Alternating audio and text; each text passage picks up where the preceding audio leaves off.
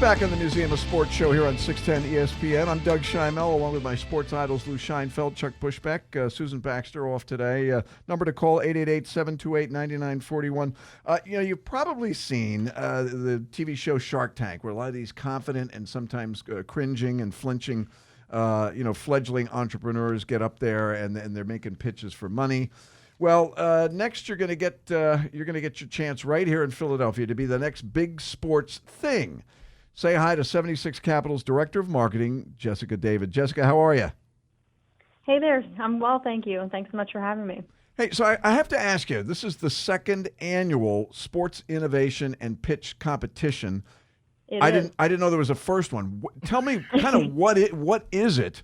And Sure. how did it sort of come to be? Because, it's popular now to go out and, everybody's got a great idea with the advent of, the internet. It creates a great vehicle and an intake for things to create things. But you guys have got a different model over there in terms of kind of a sports-centric clientele, tutoring athletes in finance and investment. And so what kind of drove this thing?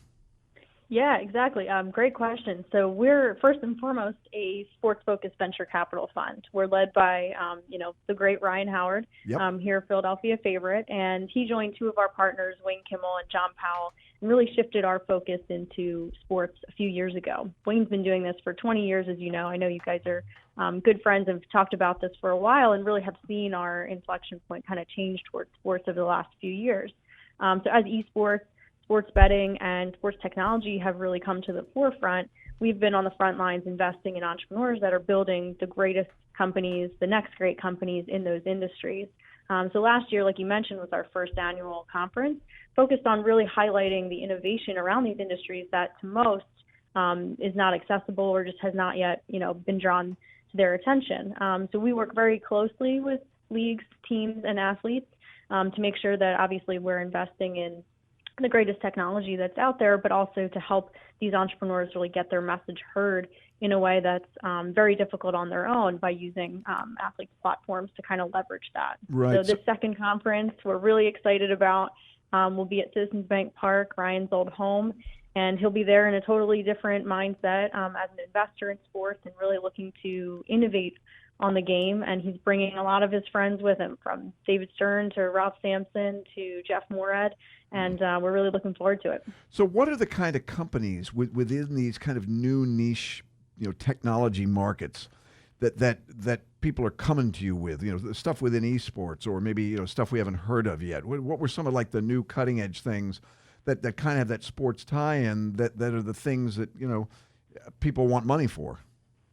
Yeah, we're really looking at the sports ecosystem as a whole. So whether that's media, data collection, fan engagement, athlete wellness, broadcasting, or mobile technology, we look at everything that can really go into the sports industry and then see how that applies to traditional sports, to esports, or sports betting.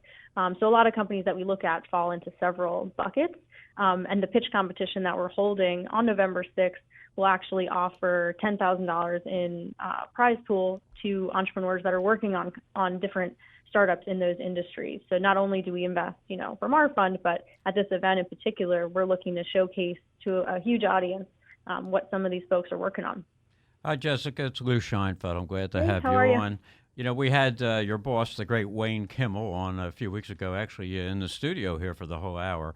And we were fascinated by some of the things that you folks are getting into nowadays. Appreciate but you know that. what? A lot of people, a lot of our listeners say, I would like to get into a business like this. How did you get into this?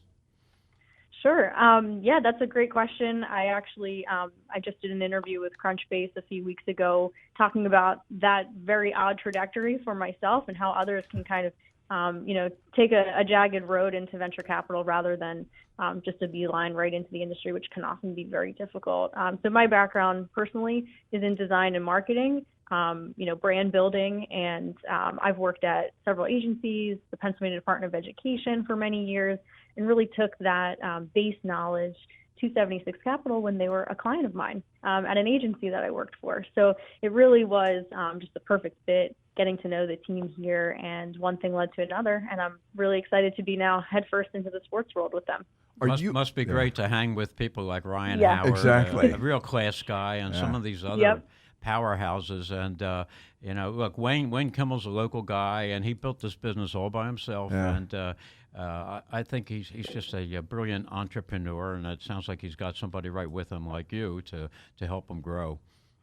Thank you so much. I appreciate that. Are you an athlete, though? I mean, you kind of came to it from kind of whatever your discipline was in college, and you go out and work for agencies and do PR and graphic design, and then all of a sudden say, well, we're kind of a sports-centric, entity here. Were you an athlete? Did you play a sport? Yeah, it's funny you say that because I always tell people that I was a great basketball player until I stopped growing at 5 feet tall and everybody else continued growing. So I loved the game. I loved sports.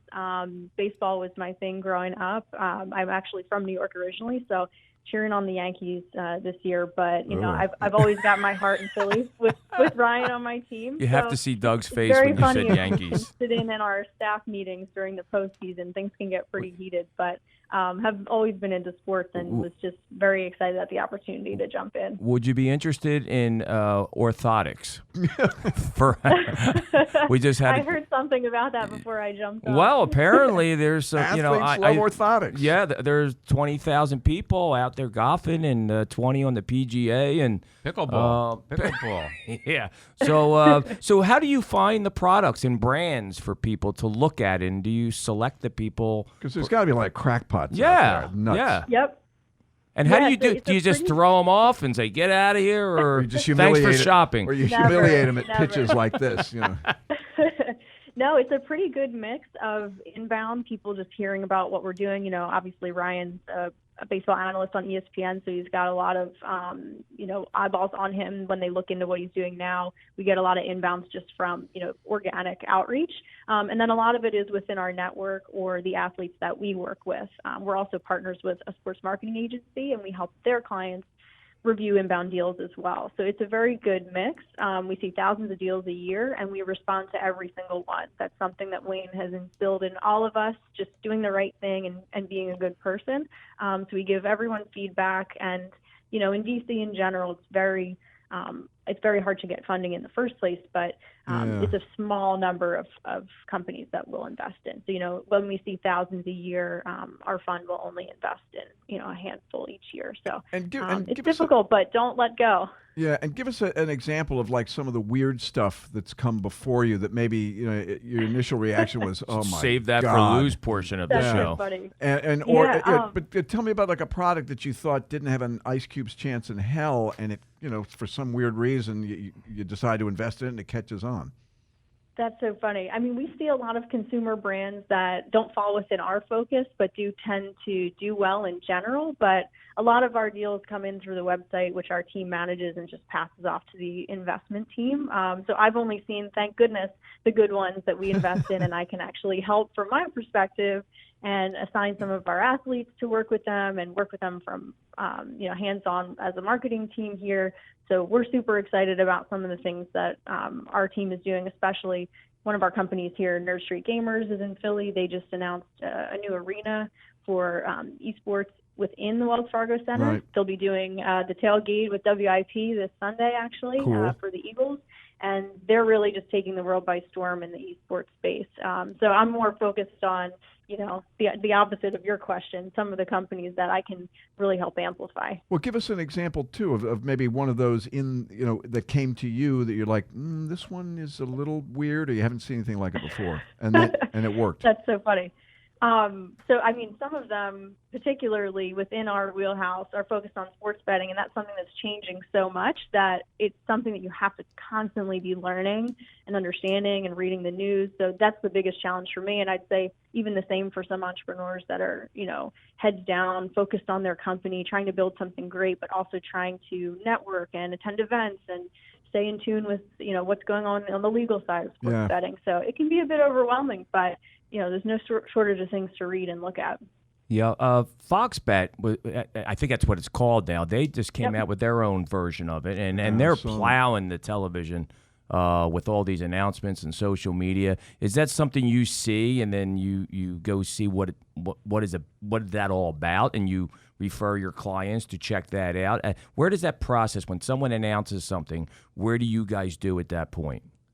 Yeah, so I mean, to be fair, because Wayne is traveling around the country, speaking actually around the world, speaking internationally and nationally at the sports betting conferences and organizations, he's very in tune with those announcements even before they come out, luckily. And we're very close with our portfolio company entrepreneurs. So we try to stay, I'll say, sports book agnostic and invest in companies that are building the ecosystem around that. That way, our companies can work with any number of those books, for example. So when this pitch competition comes up here on November 6th at Citizen Bank Park, what's the procedure? You're going to be doing it like a Shark Tank kind of thing, and they come up there and you make them cry?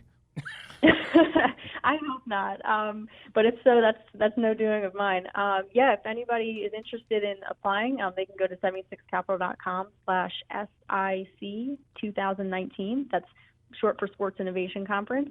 Our pitch application is located there, and you'll get the chance to pitch for 5 minutes on stage, a couple of minutes of Q&A, and we'll have probably between 5 and 6 companies pitching, and 3 of them will win part of the cash prize. That's pretty cool. Now, do they bring in a sample of the product, or they just do a PowerPoint, or it's just all oral, or how do they? Or it can be all of the above, or none of the above. All of the above. It can be, for sure. And we'll invite many attendees, and even if you're not selected to pitch, you'll be able to attend and meet folks that are there in the leagues, teams, sports marketing agencies, investment groups. It's a really wide breadth of attendees that would be beneficial for any entrepreneur to meet, whether they're pitching or not. Excellent, excellent. Well, Jessica David with 76 Capital, thank you for being with us. Good luck on your second annual Sports Innovation Conference and Pitch Competition. Oh, my November God. 6, 2019. Jessica, can you get Doug a role as celebrity judge? Or something like that. That'd be a real treat. That would enliven everybody's day. All righty. Well, let's keep talking. Yeah, Jessica, well, keep talking. See, I got your foot in the door, Doug. You can thank me later. You'll get the requisite 10%. I got your orthotic in the door. Yeah, you got the space age orthotics. That's it. I'm telling you, Jessica. Elongated. All righty. Thanks, Jessica. Thanks, guys. All right.